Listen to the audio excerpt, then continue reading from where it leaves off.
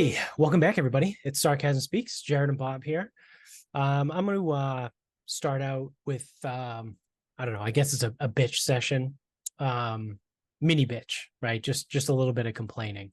Um, I am particularly impressed with the inability of local meteorologists and their inability to get literally anything right.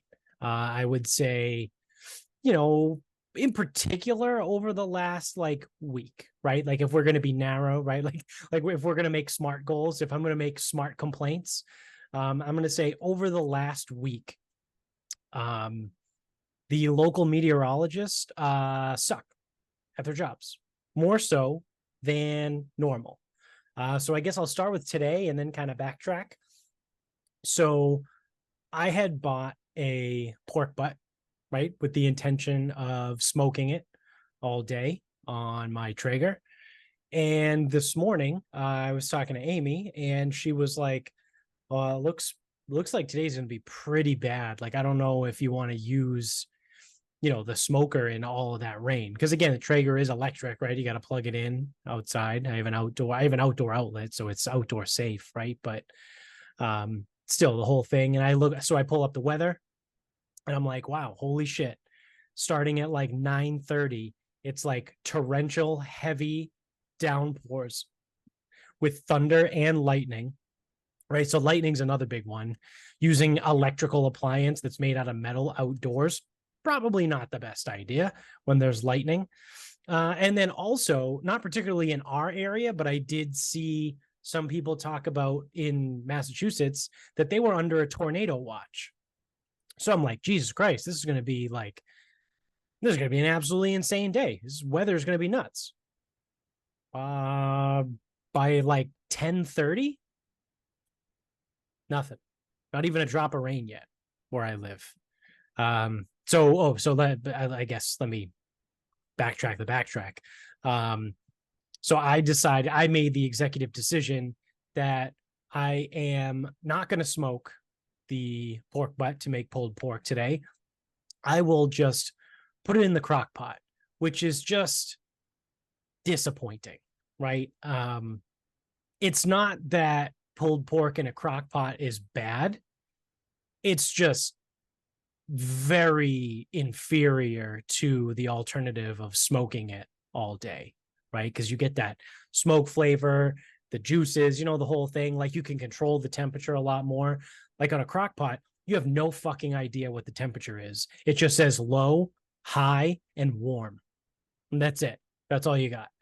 So again, pulled pork in a crock pot, anything in a crock pot really is fine, right? I'm not obviously 100% anti crock pot, but I think potentially you would agree that a crock pot is the inferior method of making just about anything, right? Well, yeah, it depends on what you're doing, but yeah, pulled pork, I would go smoker, oven, crock pot. That would be my order. Yeah. And I would Yeah. never make a chili in a crock pot either. No, That absolutely. sucks. No, nope. But if you're doing like shredded beef stuff, like that's usually fine. Or Yeah. if you're not gonna be home, Yeah, that's another thing it too. can Like be if you're not going to be easier. home all day, it's convenient, right? And again, I didn't say it was bad, but the peak you're going to get is fine, right? So anyway, I decided to go the crock pot method. So again, 10:30 rolls around, nothing, right? And I made that decision probably around 8 o'clock this morning. So I was like, oh, sick. Maybe, and I hadn't put it on yet, and I was like, maybe I might be able to sneak it on the smoker or whatever. So I kind of like futz around a little bit. We go out to get coffee because we watched the end of the Genesis Scottish Open this morning, which ended at like 10 o'clock our time, maybe 10:30, maybe 10. So I get back from getting a coffee and I look outside and it's starting to rain. And I'm like, okay, just a little bit of drizzle. Like, it could turn into something. So I'm just going to put it in the crock pot.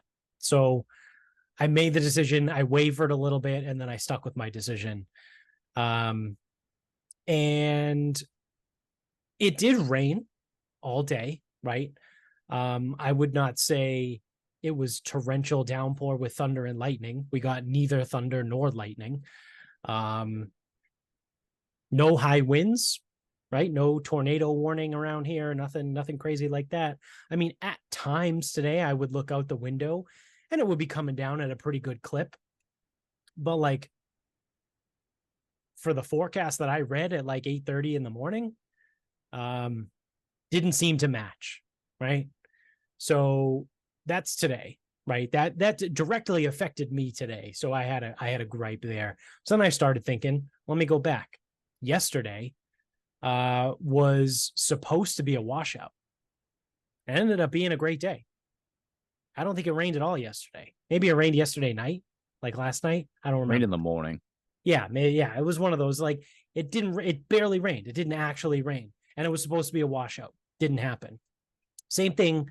Friday was supposed to be washout, thunder and lightning again, right? And I'm like, shit, whatever. So that kind of fucking sucks. And then so Friday I finish work, we eat dinner, and I look outside again, no rain Friday at all during the day. And I'm sitting at my desk, which is now right looking out the window into the backyard. So it was back and forth between sun and clouds all day on Friday. And then, so after I eat dinner on Friday, I'm like, you know what? Fuck it. I'm going to go play golf. So I went to Chamawa at like 6:00, and, I look at my phone and it's like, rain's coming. Rain's coming. I'm like, I don't give a shit. Right. I'll play in the rain. So I'm prepared. I bring a rain jacket. I bring my rain gear. I'm ready to go. The starter makes a joke like, oh, you brought the rain with you, as like the dark clouds are rolling in. And I'm like, fuck it, I don't care. Well, those dark clouds rolled in and proceeded to roll out after about 20 minutes. And it was sun until the sun set I played in an hour and a half. So I was done by like 7:45, and it was sun. No rain, no clouds, nothing. So pretty fucking impressive. The stretch that we've been on over the course of the last week, when they're like, oh yeah, no, torrential rain, thunder and lightning, it's gonna be bad, and it's fucking sun. You know what I mean? Like, it's one thing if you say like, oh, like today, right? It's gonna be torrential thunderstorms, thunder and lightning all day, tornado warning in some areas, right? Like, and it's pretty bad, right? Like, it's a pretty bad rainstorm and it's windy. Maybe there's no thunder and lightning, but like you at least get some rain, but it's not that bad. Cool. You weren't super spot on, but like you were close. No, this is literally like it's going to be bad, and then there's sun. It fucking dumped here Today. Like, yeah. We had pockets of that, right? Like it's been raining all day. Whenever it started, it rains different in Milton. It didn't stop. And Michaela was on she was watching to see if the pool was going to overflow. Oh shit. Because it was puddling, like Right. the grass was puddling. Oh yeah. And like I couldn't, like, usually where I take Leo to piss, I couldn't go there because it was all puddles. And by puddles, I mean, I guess it's a standing body of water. Yeah. I forget what day it was. Maybe it was Tuesday when it absolutely fucking downpoured for about an hour, and my whole or most of my backyard flooded because we got like inches of rain over the course of like an hour. Yeah. I think that was Tuesday. But I mean, all things considered too, I mean, I know we've talked about this plenty of times, but pretty shitty summer weather-wise. Yeah, it hasn't been great. I don't know. I mean, it's 2021. It rained all the time too. Yeah.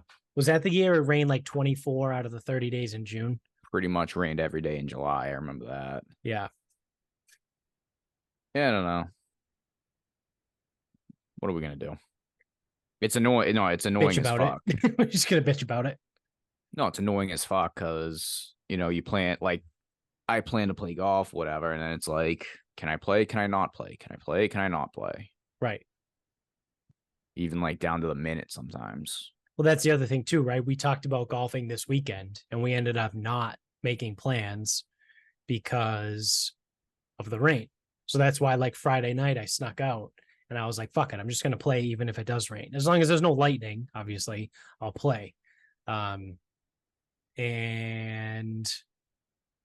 yeah, so it's affecting golf. And that's when it pisses me off. Yeah, otherwise I wouldn't even check the weather. Same. I'd have no I, idea. I have no idea what the weather is day to day unless, like, I'm like, I kind of want to golf later. What's the weather going to be like? It's almost like that rock that tells the weather. And it's like the rock is dry, it's sunny, the rock is wet, it's raining. White stuff on rock, it's snowing. Wind is moving, it's windy. Yeah. Or I say rock is moving, it's windy. That's Rock pretty is good. gone, it's a hurricane or something. Is that on Twitter? I don't know. I've seen it a few times. I don't know where, but I've seen it a bunch. Yeah. All right. Well, that's my opening complaint about weathermen sucking at their jobs. So I got more complaints here. Well, this isn't really a complaint. This is more like a poking fun. So I think it was a few months ago. Could you? I mean, I don't fucking know time anymore. This could have been like a year ago plus at this point. I mean, what, we're going on 5 years of the show, approaching 5 years.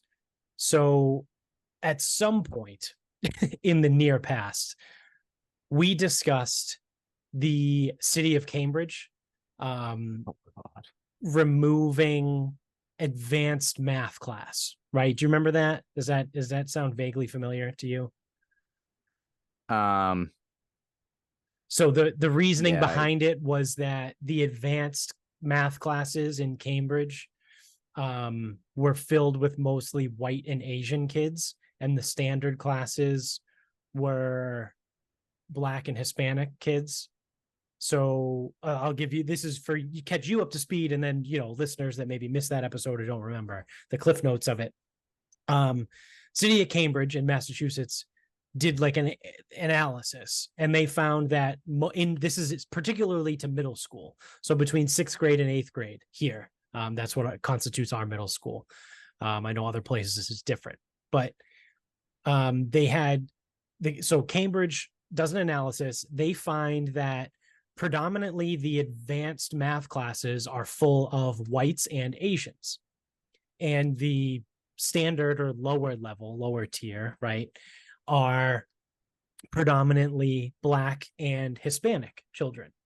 So the school board, or the board of education, whatever the fuck they're called, school committee in Cambridge, decides, after reading that analysis, clearly the only option we have is to just eliminate the advanced classes because advanced math is racist, right? yes. I think this was the whole math is racist thing that we got into. Oh, that was a while ago. So math is racist, right? And white people and Asian people, which, just as a quick little tangent, I think it's really funny that Asian people are minorities until they're not, right? Until an argument like this. Yeah. When they are, it's whatever. Yeah. So we don't have to go down that rabbit hole, but I wanted to at least point it out. Because I think it's funny that they're minorities when it fits the argument, and then they're just as bad as white people when it doesn't fit the argument. Pretty much when it comes to like education. Yeah. They're effective. Like when it comes to education, they're white people. Yeah. Yeah. I've heard people call them white adjacent, which I think is really funny. So yes, the city of Cambridge decides, whomever is in charge of their education board, right, is the only solution we have here is to eliminate advanced math classes, because That's the only thing that makes logical sense, right? So however long ago that was, maybe it was 2 years ago, maybe it was a year ago, doesn't matter. It was a while ago. Now, what people are running into is children. So the class in particular is algebra. So algebra 1 was one of the advanced math classes that was offered to kids in middle school in Cambridge. So algebra, for however long they made this decision, is now no longer available for middle school students in Cambridge. So fast forward however many years it's been, and parents are now pissed because when those kids get to high school, they are now not eligible for advanced high school courses, which then further sets them back in their education through, high school and college and et cetera, right? So theoretically, by taking algebra 1 away from middle school, and I'm just extrapolating, making this up, this isn't like a fact or anything, but like by taking algebra 1 out of middle school, you may now not be eligible in high school for like AP calculus, right? So like now you don't get AP credit towards college. It's a college prep level class. Like that's the domino effect, right? So what do the parents do now? Because they're pissed, right? They're pissed that their kids are no longer able to take advanced level courses in middle school. So now what happens is parents they're doing two things. One is they are pulling their kids out of public school and either homeschooling or sending them to a private school, right? So that is, you would assume, tied to money, right? Means, right? Someone who is lower income doesn't have the ability to send their child to private school, right? Because especially in the Cambridge area, like some of these private schools, they can cost $20,000 a year plus, right? Like when you start getting into the ISL schools, like Milton Academy and Thayer and Dexter and whatever else, Nobles, all of these schools, those can get up to like $40,000-$50,000 a year. So let alone like your average private school. So now those kids that can afford it, right, from families that are more affluent, are going to private schools and they're getting the advanced math courses. Well, the second thing that these families are doing is that they are paying for their students to get private tutoring and like prep, right, and courses on their own. So one of the big ones they mentioned in this article that I read, which came from the Boston Globe, funny enough, because Boston Globe is like pretty left-leaning, and they're kind of like ripping the city of Cambridge a little bit through the article. So they talk about,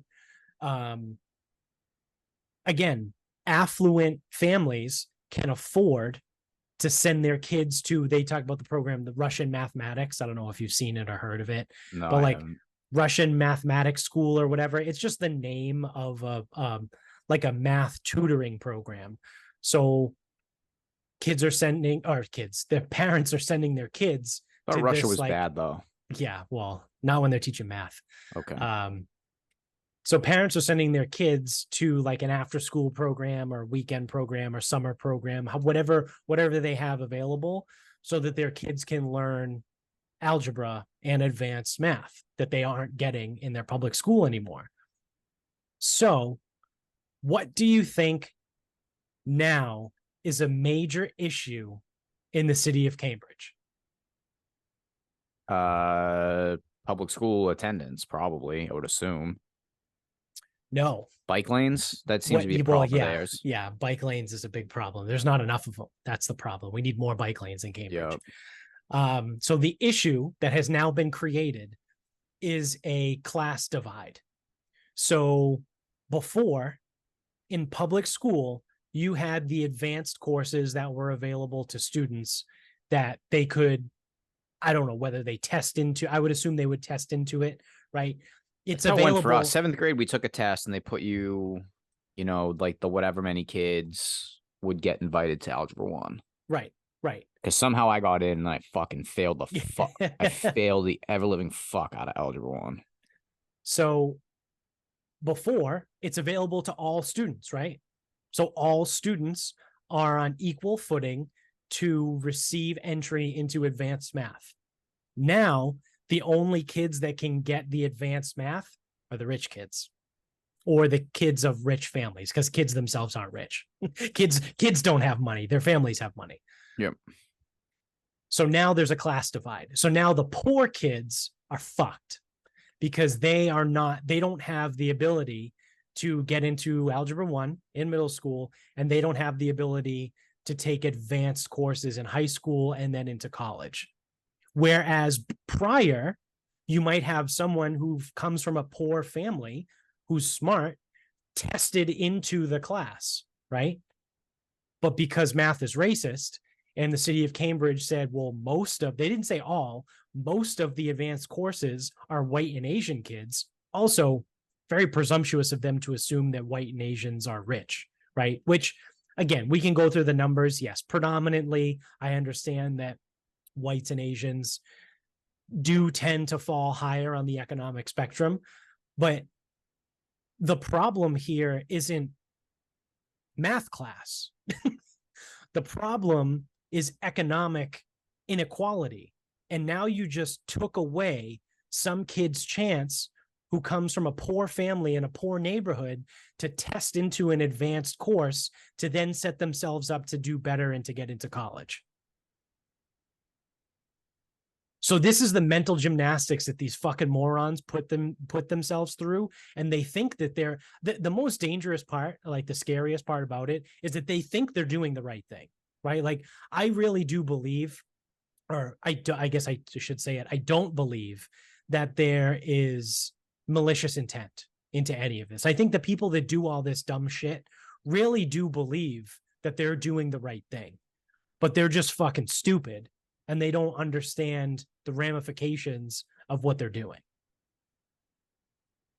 It's people making decisions but don't actually, like, so say like whoever decided this, probably someone on school committee, thinks this is a good idea, and then they go, you know what, let me just grab all the math teachers in the district and like let me just see what they think. The teachers would have told you that. Yeah. Like, you can't do that. Right. Like, you can't just get rid of, you're basically making school communism in a way. Keep everyone on the same level. Correct. That's exactly what's happening. But the only problem is there's other options. Yeah. So, yeah. So the people There that you go, Cambridge. the kids that come from money can now afford to get ahead. So now anyone coming out of the education system in Cambridge that's rich now has a leg up on people that are poor. Yeah. End of the day, though, they're still fucking nerds. Yeah. I'm gonna go to after school math. Nerd. Yeah. Yeah. Well, I mean, if I was a kid, I'd be pissed, right? I'd be so pissed. If my parents were trying to send me that, because kids don't understand. They're like, what the fuck? Like, so like if I was a kid and now you get into the, the intricacies of this, where like, could a 7th or 8th grader really understand this? I don't know. Some of them probably could, right? But like, you might have a 7th or 8th grader being like, now because I can't just take this course during normal school, I am now forced by my parents to go to an after school or a summer program for math. Right? Like I know that, like, if I was a kid, I'd be pissed. Again, assuming that they can understand, and I would imagine if they're going to take an advanced course, they can probably understand and connect those dots, right? And be pissed at the school system for failing them, essentially, and now forcing them to fucking have to get the courses on their own versus during normal school hours. I think you're giving 7th and 8th graders way more credit than they deserve. They're not going to understand that. Some of them might. Maybe one. These kids are morons. Well, yeah, but you figure the ones that are in advanced courses can probably fucking think for themselves. You would think that. You would be wrong, but you would think that. I'm telling you, like, dude, I say it all the time at work. And I'm like, academic, like, or I usually just say grades are simply a function of effort, not intelligence, because these kids are idiots. And, oh, but I'm in whatever class. I go, it doesn't matter. That's effort. Do all your work. That's how you get to those fucking classes. Right. You don't have to be a fucking genius in a public middle or high school to get into those class offerings. They're not fucking hard. Right. You can be Right. actually pretty stupid, but if you just like do all the work, it's usually fine. Yeah. Yeah, no, that's fair for public schools in particular. Like if you go to a private school and you're in the advanced courses, like you're smarter than the average bear. Right? Like if there's a kid that goes to Milton Academy and they're in fucking economics 101, right? Like first of all, they know more about economics than I do. Yeah. But like they're probably smarter than someone who went to Medford High and took, you know, honors or AP calculus, right? Like I would think like those, that's how if I had to like look at two people's resume, like one kid went to Milton Academy and took intro to economics and fucking you know, even if they took basic calculus, right? And whatever the fuck else, math, trigonometry or whatever. And then you have a kid in public school that took AP Calc and honors algebra 2 and whatever, I'd be like, well, I'll still take the kid from Milton Academy. I'll tell you how you can tell that someone's fucking smart, like actually smart. They go to an academy school and they run out of offerings for that person. So I know someone for junior and senior year, she needs an individualized math curriculum because she's going to rip through the top offering as a sophomore. Yes. That's someone who's fucking smart. Right. Right. Like one of the better schools in the state can't accommodate Yeah. where she is. Yeah, with a normal curriculum. She needs specialized curriculum. Yeah. Yeah. That's like AP calculus as a sophomore or a freshman or something. Yeah.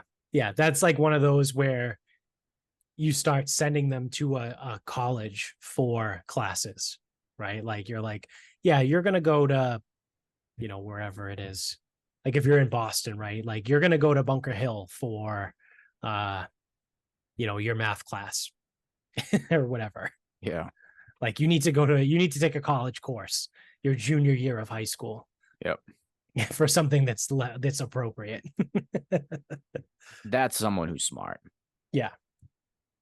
The senior that gets to AP calculus, I mean, yeah, you're probably pretty good at math, but you're not fucking wowing me with like you're not special. Like there's a million kids that take AP calculus as a senior. Right. Right. Like, yeah, you're probably that might even be smart. low. Yeah. Well, like if there's three, well, I don't know the actual specific numbers, but doesn't matter. But yeah. Yeah. It's like when you advance past the class offerings at a like academy school, then we'll talk. Yeah. Yeah, that's pretty legit. So yeah, way to go, Cambridge. You completely fucked everything. And then so the article that I was reading through and everything is like, you know, basically talking about now how the issue is parents are, like I said, they're either pulling their kids out of out of public school altogether, or they're paying for alternative courses. So They actually made the issue worse. Somehow. They did. They made the issue worse, right? While also, like I had said before, pretty impressive. Fucking the lower income kids that may have been able to test into advanced courses. because now they don't have any hope, right? Because they don't have the advanced course available, and they also don't have the money available to go to outside opportunities. Pretty But good. at least math is less racist now in Cambridge. I hope they're happy. They must be. Yeah. So speaking of kids and doing dumb shit, I wanted to bring up this thing that I saw the other day. I think Vinny, it was either Vinny or Jones that sent it to us. And it was like a clip of some girl who was talking about showing up for work consistently late. And she was like crying during the video. And she said that she has what's called time blindness, which means she is unable to show up places on time. So I looked it up. Time blindness apparently is a real thing. There is a definition on the Cleveland Clinic, right? As well as like, choosingtherapy.com and all this other shit. But like, so time blindness, according to these entities, is the inability to sense the passing of time or recall when certain memories took place. It's a common symptom in people diagnosed with neurodevelopmental disorders, including ADHD and autism, but anyone can experience it on occasion. It's more like a sensory issue, not an intentional disregard for time. The brain becomes engrossed in certain activities, allowing time to slip away, leaving us blind. It's a documented phenomenon that can happen to everyone, not just those with neurological disorders. So in this video, this girl was crying, saying that she keeps getting yelled at by her boss at work, that she's showing up late for work. And she claims that she has time blindness and she could not possibly be able to show up to work on time. And her boss, after not believing her, is, I forget what she used. Let's just say a bigot, right? She used some word to describe him. And then he called her entitled. And how dare he call me entitled when his mentality of disregarding my disability is really the true entitlement. And like that, she like went off. And again, she's crying through the whole thing. To which I say, that's the dumbest fucking thing I've ever heard. Yeah, it's someone that wants to take no responsibility for their own actions. Yes. Wants everything handed to them. Yep. Like, God forbid, like, I don't know what the job is, doesn't matter. But like, if you're supposed to be there at noon and you can't possibly show up at noon, like, show the fuck up. Like, figure it the fuck out. I'm interested, right? And now obviously we have no other information other than this like 30-second, 40-second clip that she posted on Twitter. But I'm interested in how late and like what these parameters are, right? Like if she's supposed to be at work every day at 9, I'm assuming if she's getting yelled at by her boss, she's not consistently showing up at like 9:07, right? Like, yeah, that's a little bit annoying, but like, that's not enough to like cause a scene, right? Are you showing up at like 10 o'clock? Are you showing up at like 9:45, like 11:15, right? Like you claiming that you have time blindness and you can't possibly show up to work on time. Again, like you said, if you have to be there at 12, are you getting there at 12:45? Because 45 minutes late for work is like a legitimate, like that's almost an hour late to work. Like something's going on here. If you're 5-10 minutes late, whatever, right? If you're consistently day after day 15 to 20 minutes late, that's a problem, right? Like, because now, if you're 20 minutes late for 5 days, what does that add up to? 100 minutes? That's almost 2 hours a week that you're getting paid for that you're not doing anything. So it's like, or you're not even attempting, right? You're not even in the office. You're not even where you're supposed to be. So I don't know. I'm curious. I'd be curious to learn more of the details of like what's going on, but just claiming you have time blindness as a disability is the dumbest fucking thing ever. Like, why don't you apply to the state for disability then? exactly. Or Because obviously you can't work. I mean, this is like such a serious ailment that you can't work, so you need the money somehow. So why don't you apply to the state for disability? yeah, I'm also assuming you have a smartphone, right? It doesn't have to be an iPhone, right? You can't set alarms on your phone. If you know that you have a disability that precludes you from getting to work on time because you're blind to time. You have time blindness. You can't set alarms on your phone. If you know it takes 20 minutes to get to work, set an alarm, and you have to be there by 9. Set an alarm for your phone every day at 8:30 and be like, oh, my alarm's going off. I have to get to work. There you go. Now you're taking your disability out of it, right? No, too disabled to do that. Yeah. Oh, I couldn't possibly be able to set an alarm to get to work on time. Like, also, that definition of time blindness is like you lose track of time because you're involved in something, right? So like today, I was putting together another piece of furniture, the final piece, right? The bookshelf for the nursery. I have no idea how long it took. I didn't have my phone with me. I didn't have a watch on. I'm in my house, right? I'm in the fucking room putting together a piece of furniture. I had no idea how much time went by. I think it was like maybe 2 hours, maybe 2.5 hours. That's time blindness, right? Like time slips away because you're busy doing something. So are you telling me that you do something every morning? Like, what are you doing? Are you playing video games that you like lose track of time and you can't get to work on time? Like, what? Because if you follow the clinical definition of time blindness, that means that you lose track of something because you're doing an activity.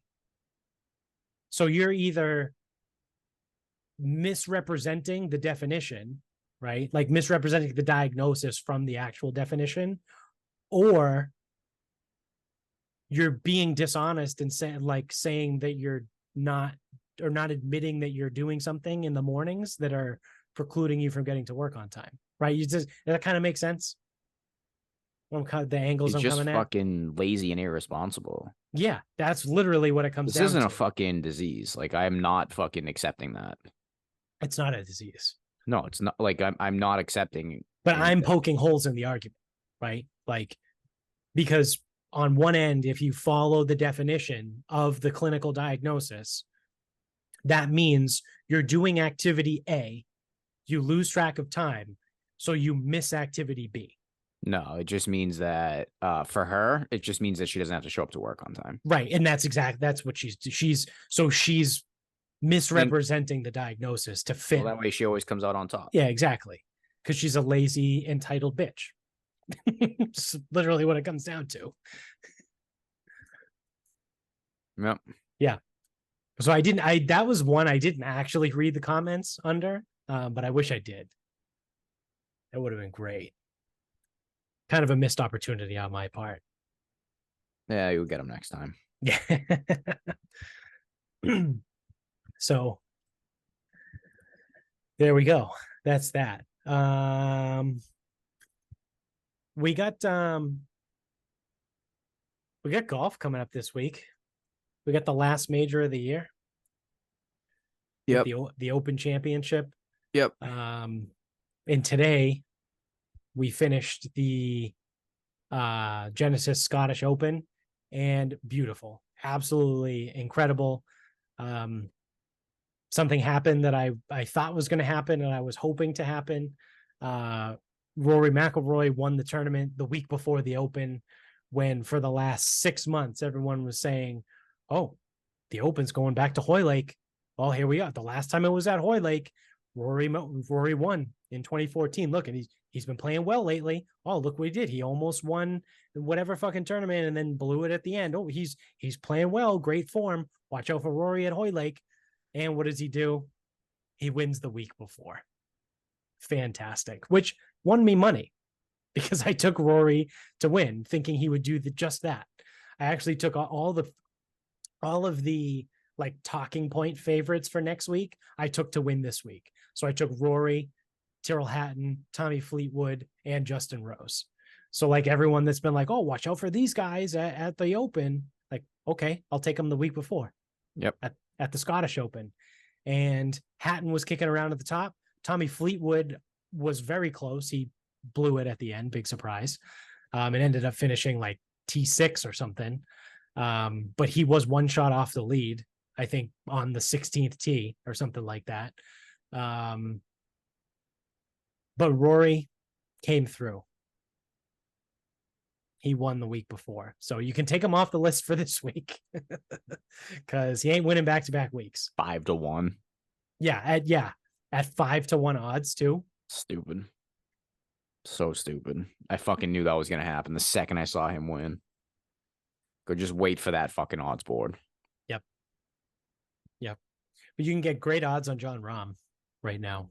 Well, I don't know about right now when you're listening to this or watching it, but at this moment, at 7:45 on Sunday afternoon, or Sunday night, it's 12-1 on Jon Rahm, which is probably about as high as you're going to get for arguably the best golfer in the world. Right. I know Scottie Scheffler basically is the best golfer in the world, but someone could make an argument for Rahm. Skills wise, stats wise, it's Scheffler. But yeah, Scottie Scheffler hasn't finished worse than 12th this year. They said that I've seen so many things on Twitter that are like the Scottie's statistics this season only rival Tiger Woods, right? And it's like unbelievable because they show the stats side by side. And I forget what year it was or what stretch. I think they did like a 9-month stretch or something. And it was like Tiger had like 4 wins and Scottie Scheffler had 1 win. And it's like, he's done all of this. He hasn't finished worse than 12th all season, right? His worst finish for the entire season is 12th. He's been top 5, I think, 7 straight? Is that what you said? Or top 10, 7 straight? Oh, I don't know how many it's been. I think it's 7 straight events of top 5. The only other person to do that was Tiger Woods. I think from 2004 to 2005, he did 11 straight top 5s.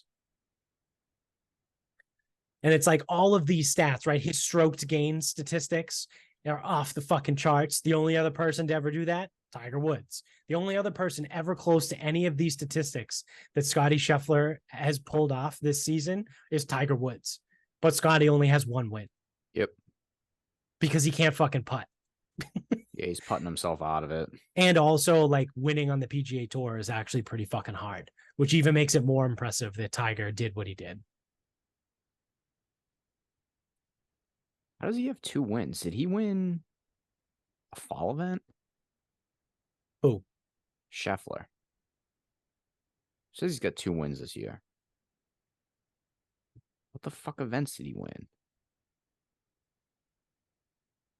I don't know. Oh, he won Phoenix in the Players. So yeah, so he's won. Oh, okay. So yeah. So he has won twice. Yeah, it's stupid. Do you know how much money he's won this year? Yeah, more than like anybody ever. Isn't it like already like 20 million or something? $19 million in earnings this year. He's won like $19 million and there's 7 or 8 weeks left in the season. Well, I mean, he's got to play the Open and then the 3 playoff events. Yeah. At least. And then I think there's like 2 or 3 goofy events. Like the 3M is in there. Isn't the Barbasol is in there too? That was today. Oh, okay. He's not playing the Barracuda. That's an opposite. Oh, that's field. the other one. Yeah, that's a Barracuda. Yeah, that's an opposite field. That's opposite of the Open. Yeah, I feel like there's $19 another one million. tucked in there. Yeah. Well, the Wyndham's always the last one before the playoffs. Right. Right. So it's the 3M and the Wyndham. So it's the Open, the 3M, the Wyndham, and then the 3 playoff Yeah, he's not going events. to play those two. So there's 6 events left in the season, and he's already won almost $20 million. This is an interesting odds board, I will say. It's very like flavor of the month because you got Rico is 12-1. Yeah. Same odds as Rom. That's comical. Yeah. Hovland 20, Fleetwood 22, Hatton 25. But then Fleetwood came down. Well, you were looking at Caesars earlier. Fleetwood was 15-1. Yeah, that was stupid. That screenshot I sent you. So yeah, these are actually best odds available. I'm on odds checker, whatever. But then when you see where it gets interesting though, you have like Cantlay 30, Morikawa 35, Spieth 35, Fitzpatrick 40, Rose 45, Homa 50, Finau 50, Justin Thomas 55. Oh my god. Kim 40. Sam Burns 70. Like I don't know. There's some. This is a really weird odds board. Bobby Mack is 60-1. Which it shouldn't be. He should be like 100. That definitely came down after today. He should be like 100. Yeah. If not more. Taylor Gooch, 70-1. Hasn't he been cleaning up on Live? Didn't he win like 3 straight Live events? Not 3 straight, but he has won 3. Yeah. Sung J M 90. Jesus. Is he hurt? Like, I don't know. Ryan Fox is a fun one. I think I'm going to take him top 20. So he's 90-1 outright. So I wonder what his top 20 odds are. Let me see if I can find it really quick. 300-1. So 3-1 Ryan Fox finishes in the top 20. So anyone out there, like if you don't follow golf, you have no idea who Ryan Fox is. If you do follow golf, you may still not know who Ryan Fox is.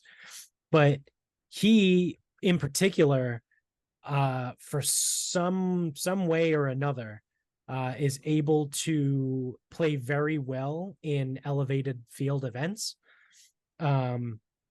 So in the majors and elevated events this season, he finished T14 at the Arnold Palmer, T27 at the Players, T26 at the Masters. He was a WD from the RBC Heritage, but then he finished T23 at the PGA. Was the Charles Schwab elevated? No. Okay. Then he was T30 at the Memorial. The Memorial was elevated. T43 at the US Open, and then T12 at the Genesis Scottish Open this weekend. So his worst finish was T43 at the US Open, which is, arguably the toughest they play, like the toughest course they play all season.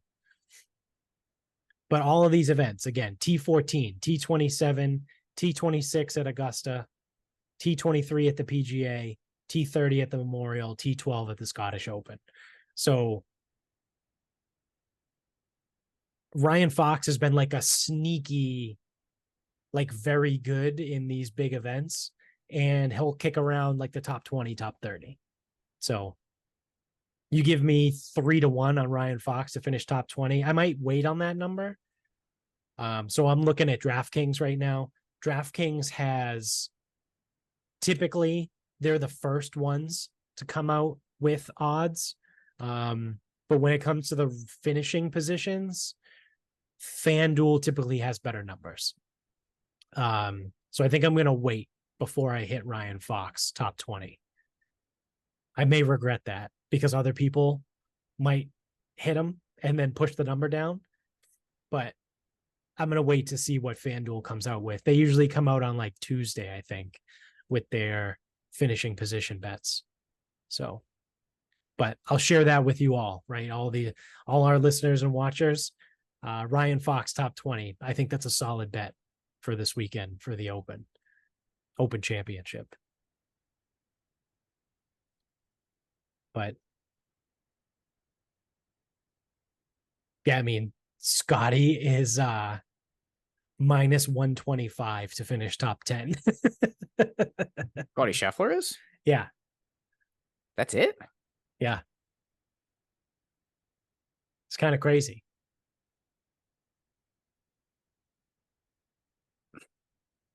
That doesn't seem that bad.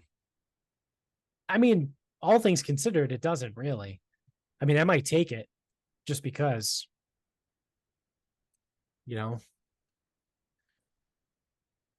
take it to win $10, right? You bet $12.50 to win $10. Like, just it doesn't seem bad at all. Yeah. I mean, he hasn't finished worse than 12th all season. And he's finished in the top 5, 7 straight events. He's pretty good. Yeah. He's good at golf. Pretty good at golf.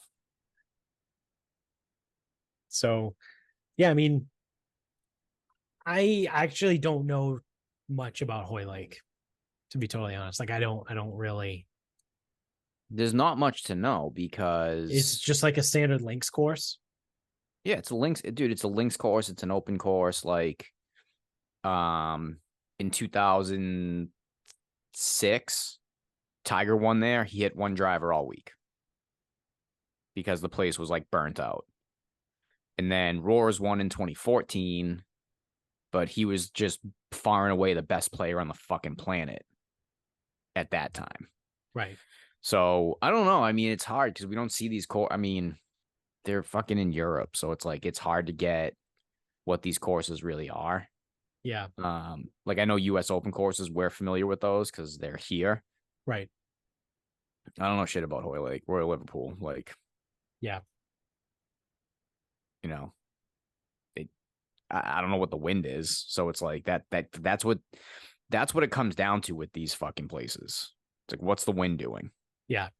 And that was the issue today, right? The wind was going to be so bad in the afternoon. They pushed it to threesomes off split tees starting real early. Yeah. Right. So it started at like 1:45 a.m. our time, which again, another gripe I have. I couldn't fucking watch golf. I had to jump through 16 hoops just to fucking watch golf this morning.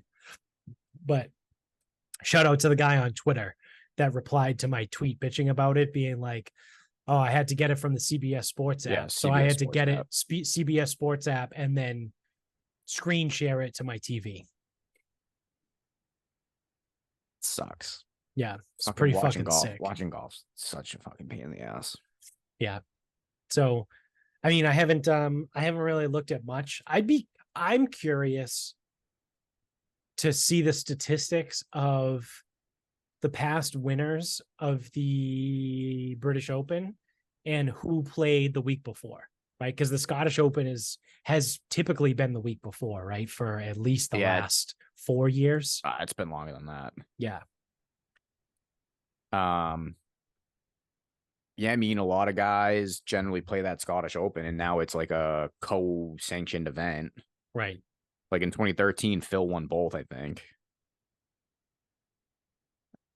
I think it was 2013. I think he went back to back. Yeah. So I mean, they've been going over there. I don't know what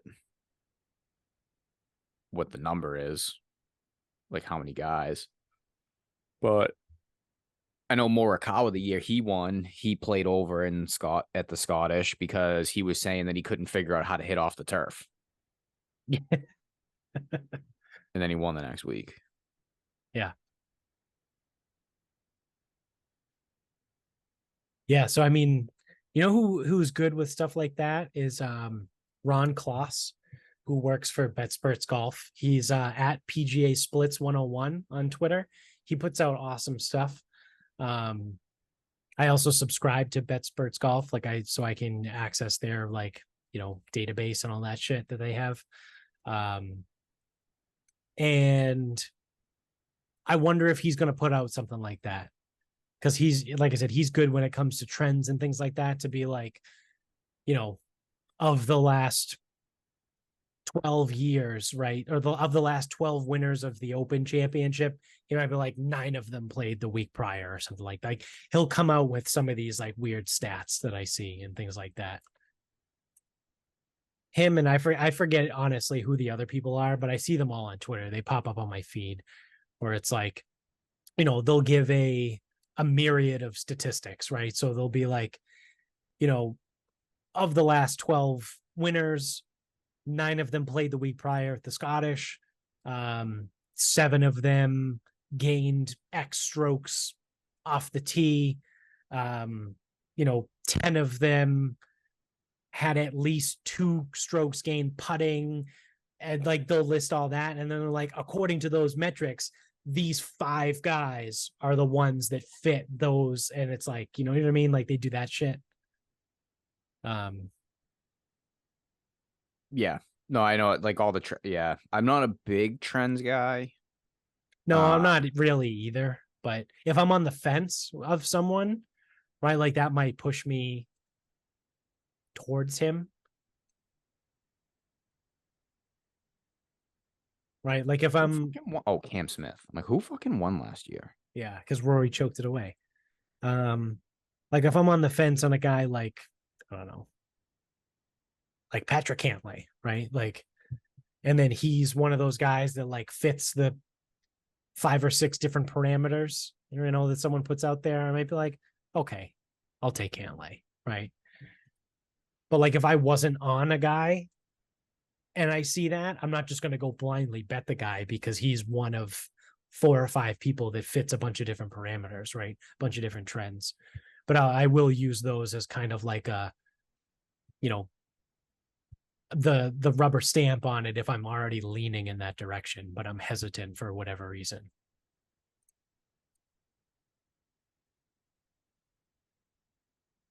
I think I got Hatton, Hovland, and Homa already. Yeah, I got Scotty at 10-1 last week or the week before.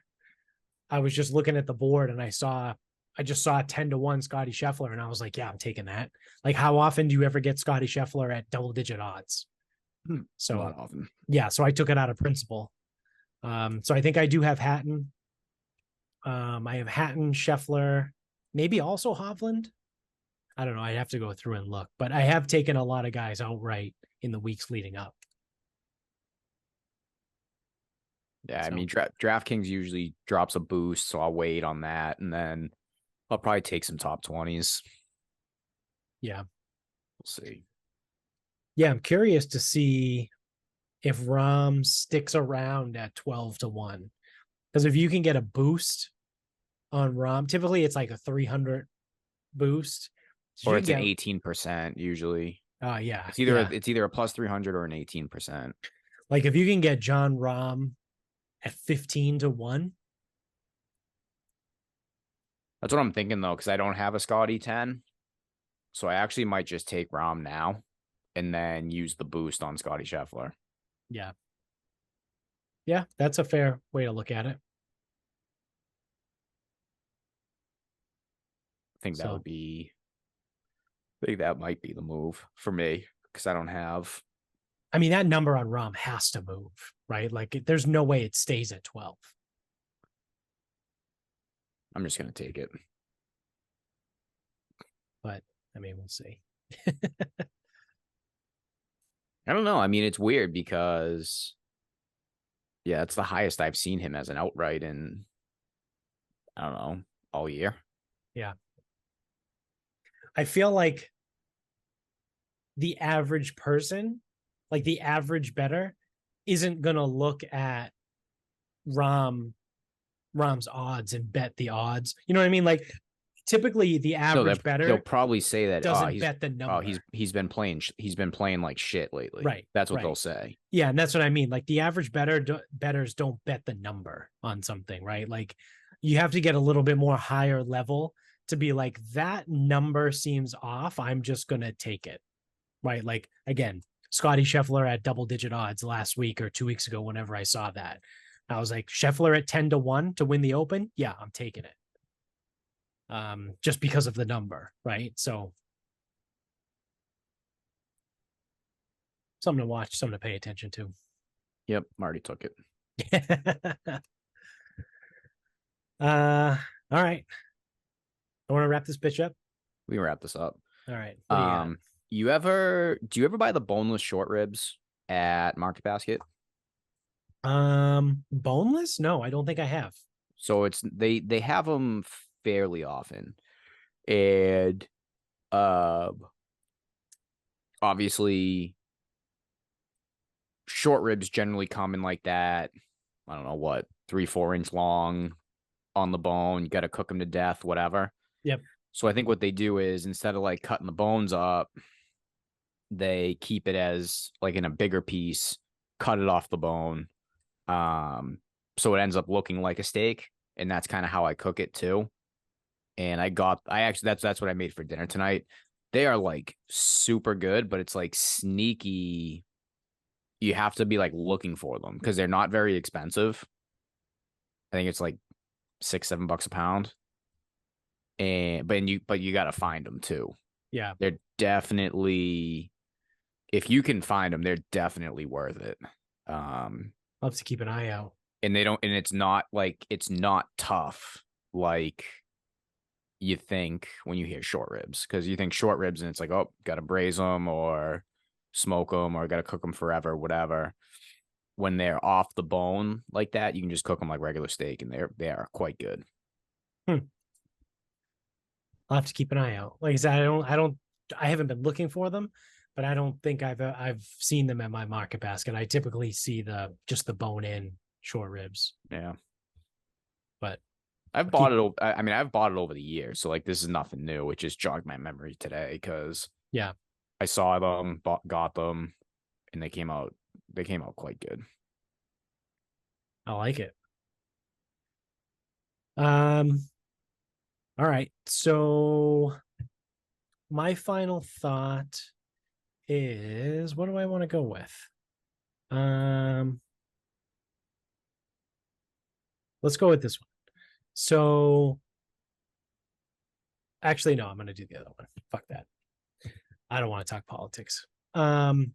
So recently I saw this thing, I think it was Twitter, and then the news app that I use, the Roku News, that I've shouted them out many times on the show. That's where I go to for my news between them and Breaking Points. They talked about this weird situation where a woman received a phone call, and it was from an odd number. And when she picked up the phone, it was her daughter saying that she had been kidnapped and they needed money or whatever. And then allegedly, like, the phone gets taken away and it's the kidnappers, and they're saying,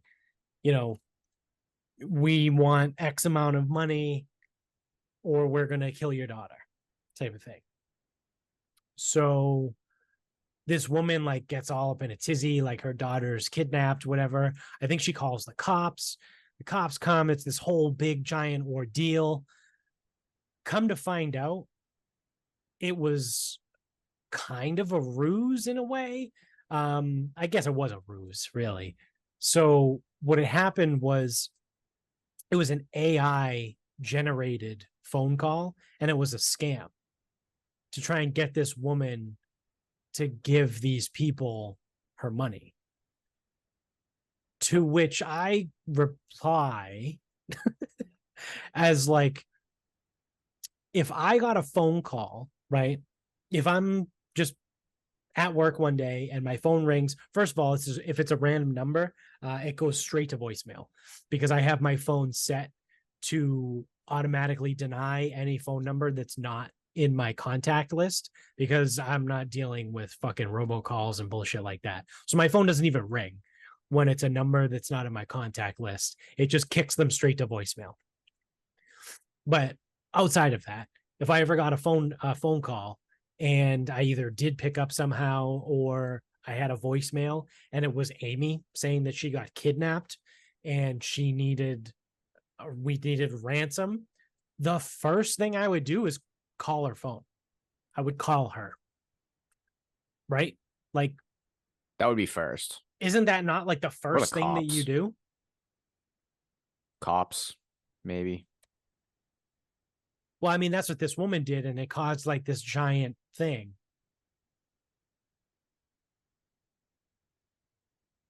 I don't know.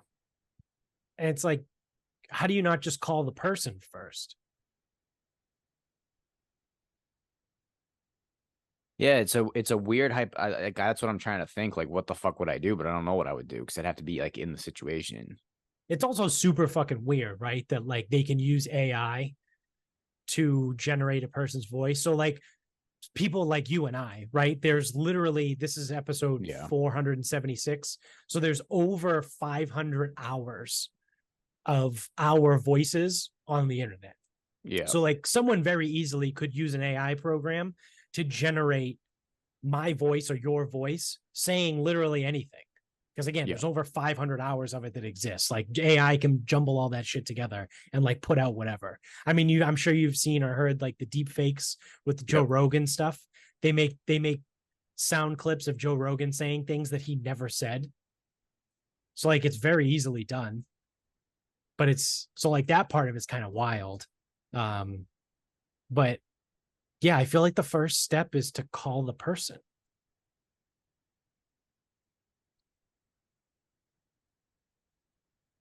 For me, right? Because I'm probably a little bit more skeptical, right? Yeah. I almost. Yeah. Yeah. I don't know. That's an interesting. That's a pretty good scam. Yeah, That's a good scam. That one gets you thinking. yeah. It's kind of wild that like this Now, is a thing.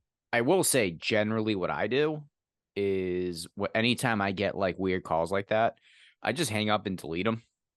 Yeah. So I guess if Michaela does get kidnapped one day, I don't know, she might be in trouble. Um, but yeah, because usually it's like I think it's fake, so I just don't Yeah, answer. And if it's a voicemail, I delete it. Like, yeah. We've come a long way from those Nigerian prince emails of 2004. oh God. Remember those? Like, oh hi, I'm a prince from Nigeria. I want to give away all of my money. Please send me your information so I can give you my money. Yeah, I remember. Well, there was also ones going around the training world, like oh, I'm looking for personal training for my family. Um, but like I'm deaf, so I can't get on the phone with you. It's like something crazy like that. And I think what the gist is someone ends up getting robbed because like they set it up. It's like, oh, the car service will bring them. And I Yeah, think it's super. I forget what they are. Like I don't even have them anymore. But yeah, that like that we used to get those for like yeah, it was like looking for training for my whole family. I'm deaf, so I can't get on the phone with you. Like, do you accept credit cards or something? It was something weird. It was like super weird like that. yeah, And I think that was the thing was like it's like, oh, okay, well, the car service will be bringing them. So like go meet them at I don't know. It was like go meet them at the car. So I think that's how you get robbed. yeah. But I don't know how that one works. Because it's like I'm not meeting you at fucking like Lowe's. Right? You're coming to my business. Yeah, And it's like, why would I meet you at the car? Just come in. yeah, yeah. Yeah. That's weird. I got those a couple times. And then I just told like I think the other one was like, yeah, I need $5,000 cash. You got to bring it yourself. Never heard back. Yeah. So yeah, kind of wild, right? With all these crazy things. AI is certainly gonna change a lot of things. So interesting to see how that all unfolds. But like you said, get you thinking. Yeah, I will say, I mean, gullible people are fucked. Yeah.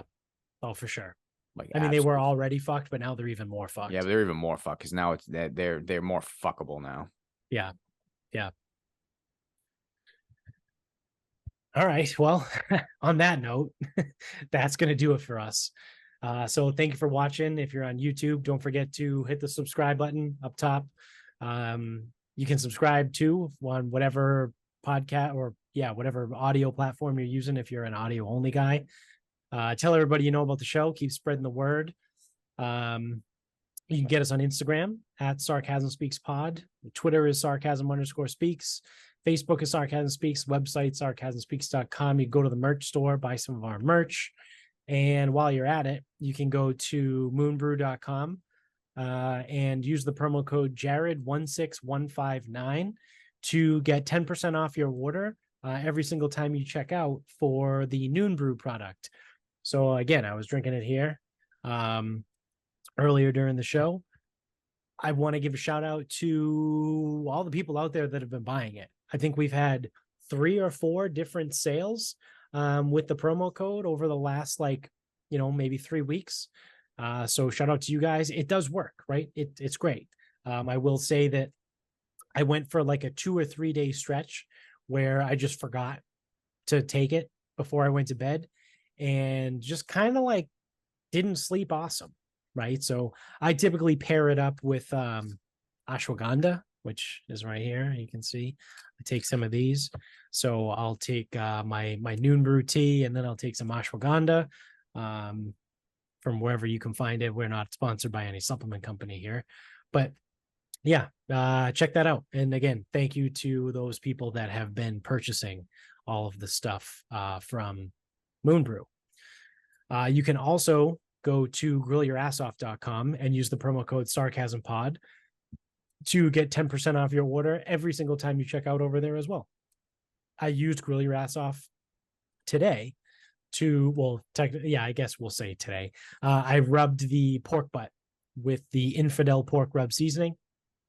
So again, I use Grill Your Ass Off seasonings most of the time when I cook, and Sarcasm Pod will get you 10% off over there.